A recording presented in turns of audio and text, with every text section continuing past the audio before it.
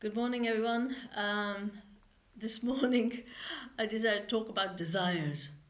Um, and really, there are various types of desires, aren't they? But what I'm going to focus on this morning is on the desire to be whole and complete. Now, desires are something that are natural to animals and human beings, as we well know. And certain desires are physical and biological, uh, and others are cultivated. So, what would be an example of physical and a biological desire? So, physical desire would be, you know, the it expresses itself in term for wanting food, wanting to drink water, and so those are physical and biological desires in a sense. Um, what would be a cultivated desire? Well, all of us have been caught by that amazing cup of coffee, and as soon as you go past the chocolate shop and the smell of the confectionery, it calls you in, and you're a slave to that. So we have established that physical and biological desires and cultivated desires are part of our scenario, as it were. Now, in Vedanta, desire is defined as a natural urge of the mind.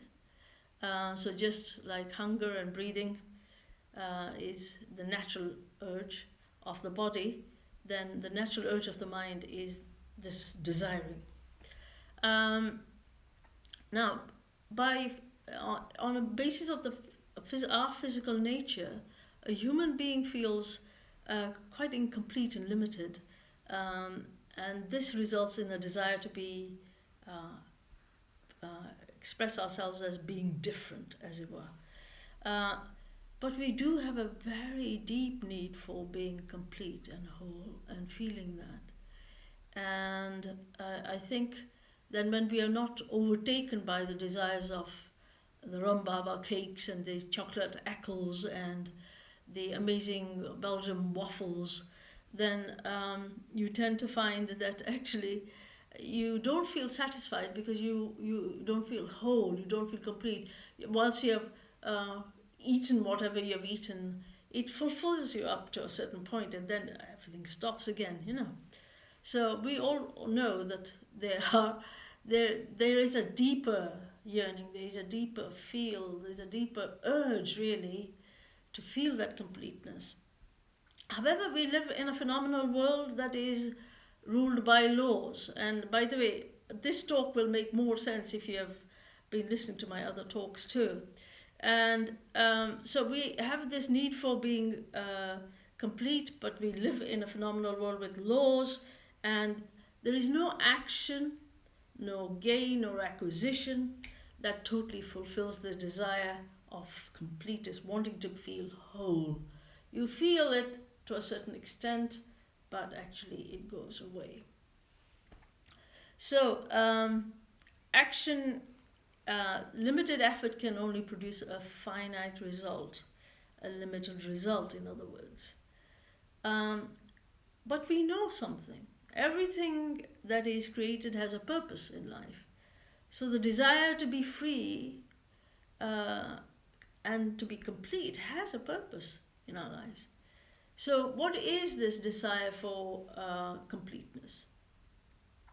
Um, Now, the desire for completeness exists because it comes within, in Vedanta, it's called the category of the accomplishment of the accomplished. In other words, you are already perfect and complete, but you don't know it. And our biggest problem is ignorance. We are ignorant of our true natures. We are ignorant of the self in the sense. And it's like darkness stops us seeing what's in front of us. So it's like the ignorance stops us from seeing from who we are as people. And we have looked at our previous, and in my previous talks, I have talked about the fact that how do you meet the true self with a changing mind? How do you meet the changeless with the changing mind? It's a difficult thing. So our problems perpetuate as such. But that same ignorance, as we were when we were looking at the gunas, we were looking at the fact that stops us. That ignorance makes us mistake truth, the truth, what the truth is. I remember when I was young in East Africa. The lights were off and I was going into my cupboard to get something, and as I opened the door and tried to get something, something fell from the cupboard and it actually hit my leg, and I jumped because I felt like it was like a sting of something. And as soon as I switched on the light, I realized it was just a hanger that was made out of wire, and as it fell, it just bounced against my leg, and it felt like something had bitten me. So the only thing that actually uh, helped me overcome that ignorance was the light of knowledge. And that's why in the Gita it is said, it is through the raft of knowledge that you can become self realized. Because you need to know. And when knowledge actually takes place, there is no going back on what it was false before or ignorance in before. As soon as I switched that light on, for instance, I realized that it was a hanger. The fear went.